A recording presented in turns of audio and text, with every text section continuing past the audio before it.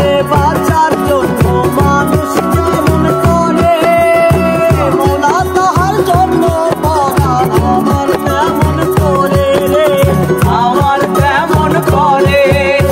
মরণ কালে বাঁচার জন্য মানুষ যেমন করে, মৌলা তাহার জন্য পরাণ আমার তেমন করে।